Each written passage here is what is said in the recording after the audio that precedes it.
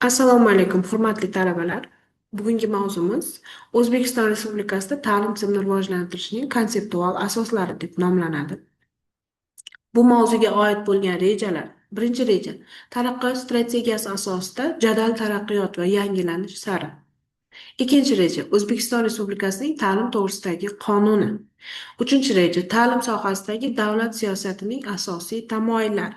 To'rtinchi reja, ta'lim tizimi va turlar deb nomlanadi. Xo'p, taraqqiyot strategiyasi jadal taraqqiyot va yangilanish sari rejasiga oid ma'lumotlar. Prezidentimiz tomonidan 2022 yil 28 yanvardagi 2022-26 yillarga mo'ljallangan Yangi O'zbekistonning taraqqiyot strategiyasi to'g'risidagi 60 sonli prezident farmoni imzolanadi. Aynan ushbu farmonga oid 2022-26 yillarga mo'ljallangan Yangi O'zbekistonning taraqqiyot strategiyasi yuzaga keltiriladi. Aynan bu taraqqiyot strategiyasi o'z ichiga 100 ta maqsad va 7 ta yo'nalishni qamrab olgan hisoblanadi. Birinchi yo'nalish 12 ta maqsadni, ikkinchi yo'nalish 8 ta maqsadni, uchinchi yo'nalish 16 ta maqsadni, to'rtinchi yo'nalish 34 ta maqsadni, beshinchi yo'nalish 8 ta maqsadni, oltinchi yo'nalish 10 ta maqsadni va oxirgi 7-chi yo'nalishimiz esa 12 ta maqsadni o'z ichiga qamrab oladi. Taraqqiyot strategiyasining aynan har bir yo'nalishning o'z nomlari mavjud hisoblanadi. Xo'p, birinchi yo'nalish inson qadrini yuksaltirish va erkin fuqarolik jamiyatini yanada rivojlantirish orqali xalqaro davlat barpo etish deb nomlanadi. Ikkinchi yo'nalish mamlakatimizda adolat va qonun ustuvorligi tamoyillarini taraqqiyotning eng asosiy va zarur shartiga aylantirish hisoblanadi. Uchinchi yo'nalishimiz milliy iqtisodiyotni jadal rivojlantirish va yuqori o'sish sur'atlarini ta'minlash deb nomlanadi. To'rtinchi yo'nalishimiz adolatli ijtimoiy siyosat yuritish, inson kapitalini rivojlantirish. Aynan ta'limga oid bo'lgan yo'nalish to'rtinchi yo'nalish hisoblanadi. Ma'naviy taraqqiyotni ta'minlash va sohani yangi bosqichga olib chiqish bu beshinchi yo'nalish. Oltinchi yo'nalishimiz milliy manfaatlardan kelib chiqqan holda umumbashariy muammolarga yondashish. Yettinchi yo'nalish mamlakatimiz xavfsizligi va mudofaa salohiyatini kuchaytirish. Ochiq, pragmatik va faol tashqi siyosat olib borish deb nomlanadi. Prezidentimiz Shavkat Mirziyoyevning Yangi O'zbekiston strategiyasi nomli kitobi chop etildi va yangi O'zbekiston va uchinchi renessansni qurish bo'yicha qilinayotgan ishlar milliy taraqqiyot istiqbollari haqida fikr yuritiladi. Aynan taraqqiyot strategiyasi prezidentimizning Yangi O'zbekiston strategiyasi nomli kitobi asosida ishlab chiqilgan desak, maqsadga muvofiq bo'ladi. Kitob muqaddima 7 bo'lim va xotimadan iborat. Bo'limlar quyidagicha nomlanadi. E'tibor qaratsangiz, taraqqiyot strategiyasining aynan yo'nalishlariga mos holatda boblar keltirilgan. Birinchi bobimiz Yangi O'zbekiston strategiyasi bo'limi, ikkinchi bo'limi xalqparvar davlat, uchinchi bo'limi milliy iqtisodiyotni rivojlantirish, to'rtinchi bo'limi adolatli ijtimoiy siyosat, beshinchi bo'limimiz ma'naviy taraqqiyot, oltinchi bo'limimiz xavfsizlik va tashqi siyosat, yettinchi bo'limimiz O'zbekiston va umumbashariy muammolar deb nomlanadi. Aynan bu kitob 2021 yilda chop etilgan hisoblanadi. Aynan ushbu kitob asosida taraqqiyot strategiyasining 7 ta yo'nalishi har bir bo'limlari asosida tashkil etilganligiga ko'rib turibmiz, tashkil etilganligini. Xo'p, bizga eng muhim hisoblangan ta'limga oid bo'lgan yo'nalish bu adolatli ijtimoiy siyosat yuritish, inson kapitalini rivojlantirish hisoblanadi. Aynan ushbu bo'limda Yangi O'zbekiston taraqqiyot strategiyasini ta'limni mamlakat strategiyaviy ustuvorlik qatoriga kiritadi. Pedagog kadrlarni qayta tayyorlash, ularning malakasini oshirish, maktabgacha ta'limni kengaytirish va ta'lim tizimini raqamlashtirish kabi maqsadlar belgilangan hisoblanadi. Xo'p, adolatli ijtimoiy siyosat yuritish, inson kapitalini rivojlantirish maqsadida pedagog kadrlarni qayta tayyorlash va malaka oshirish 2022-26 dastur asosida massiv o'qitish va malaka oshirish rejalari mavjud. 160 ming pedagog malaka oshirishi maqsad qilib olingan. Bu yosh avlodga sifatli ta'lim berish uchun muhim resurs hisoblanadi. Ikkinchisi, o'quv dasturlarini modernizatsiya qilish, xalqaro tajribalarni o'rganish va milliy kontekstga moslab yangilangan milliy o'quv dasturlari ishlab chiqilmoqda hamda tajribadan o'tish belgilangan. Uchinchi, Maktabgacha ta'lim va inklyuzivlikni kengaytirish, maktabgacha ta'lim tizimini takomillashtirish hamda strategiyaning ajralmas qismi bo'lib, davlat byudjetidan ushbu soha uchun alohida xarajatlar va indikatorlar belgilanmoqda. Moliyalashtirish va boshqaruvni takomillashtirish strategiya doirasida ta'lim va xarajatlarni oshirish va samarali sarflash rejasi ishlab chiqilgan. Xalqaro hamkorlik bilan ta'lim xarajatlari va loyihalari tahlil qilingan. Taraqqiyot strategiyasi asosida jadal taraqqiyot va yangilanish bu faqat siyosiy hujjat emas, balki ta'lim sohasida amaliy o'zgarishlarni talab qiluvchi kompleks jarayondir.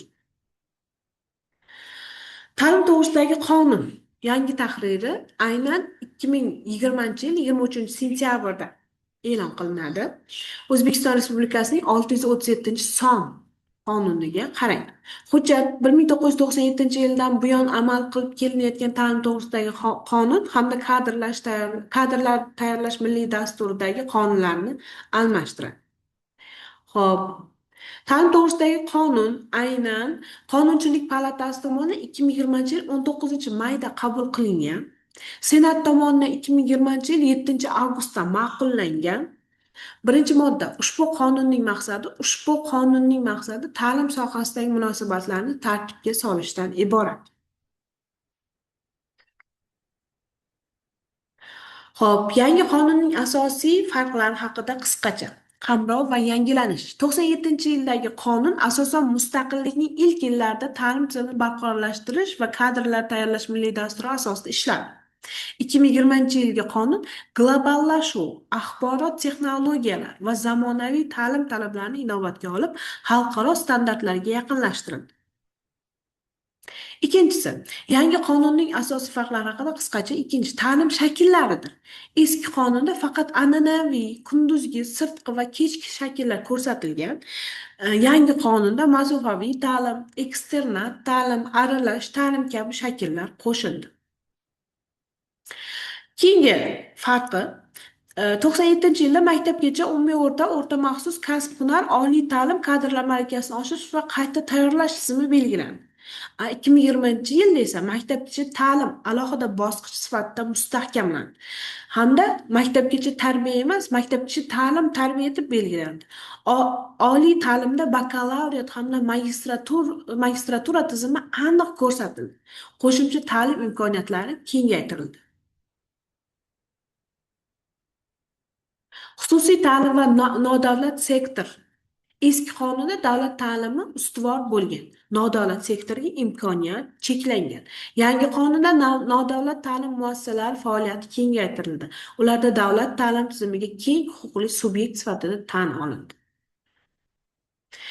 97-yilgi qonunda xalqaro integratsiyaga alohida e'tibor berilmagan. 2020-yilda ta'lim muassasalari chet el universitetlari bilan qo'shma dasturlar, filiallar ochish huquqiga ega bo'lishdi. Huquq va kafolatlar 97-yilda asosan davlat tomonidan bepul ta'lim olish huquqi ko'rsatildi. 2020-yilda har bir insonning ta'lim olish huquqi kengroq kafolatlandi. Nogironligi bo'lgan shaxslar uchun maxsus sharoit yaratilish holati belgilandi. Gender tenglikni ta'minlash jarayoni yuzaga keltirildi. Inklyuziv ta'lim tizimi mustahkamlandi. Ta'lim sohasidagi davlat siyosatining asosiy tamoyillari. Har qanday faoliyat, ayniqsa ijtimoiy ahamiyatga ega bo'lsa, aniq belgilangan maqsad asosida amalga oshiriladi. Shu bilan birga faoliyat o'zida ustuvor tamoyillar ham ifodalaydi. O'zbekiston Respublikasining ta'lim sohasidagi davlat siyosati ham muhim ahamiyatli tamoyillarga asoslanadi. Respublikaning ta'limga oid davlat siyosatining asosiy tamoyillari quyidagilardir. 11 yillik ta'limning hamda 6 yoshdan 7 yoshgacha bo'lgan bolalarni 1 yil davomida umumiy o'rta ta'limga tayyorlashning majburiyligi. Endi maktabgacha tayyorlov guruhlari aynan majburiy etib belgilanadi. Davlat ta'lim standartlari va davlat ta'lim talablariga oid ta'lim olishning hamma uchun ochiqligi. O'quv dasturlarini tanlashga doir yondashuvning yagonaligi va tabaqalashtirilganligi. Insonning butun hayoti davomida ta'lim olishi. Jamiyatda pedagoglarni ijtimoiy himoya qilishning kafolatlanganligi, ta'lim tizimining dunyoviy xususiyatga egaligi, bilimlilik, qobiliyatlilik va iste'dodning rag'batlantirilishi. Ta'lim tizimida davlat va jamoat boshqaruvining uyg'unligi, ta'lim faoliyati sohasidagi ochiqlik va shaffoflik. Ta'lim sohasidagi asosiy prinsiplar.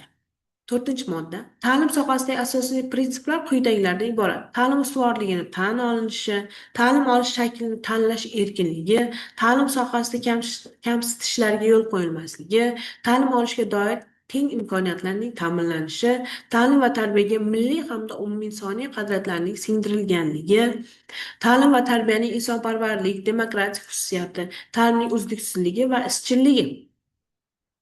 Ta'lim tizimi. Ta'lim tizimi davlat va ta'lim standartlarini, davlat ta'lim talablarini, o'quv rejalari va o'quv dasturlarini, davlat ta'lim standartlarini, davlat ta'lim talablari va o'quv dasturlarini amalga oshiruvchi ta'lim tashkilotlarini, ta'lim sifatini baholashni amalga oshiruvchi tashkilotlarni, ta'lim tizimidagi faoliyat ko'rsatish va rivojlantirishni ta'minlash uchun zarur bo'lgan tadqiqot ishlarini bajaruvchi ilmiy pedagogik muassasalarni, ta'lim sohasidagi davlat boshqaruv organlari, shuningdek, ularning tasarrufidagi tashkilotlarni o'z ichiga oladi. Ta'lim tizimi yagona va uzluksizdir.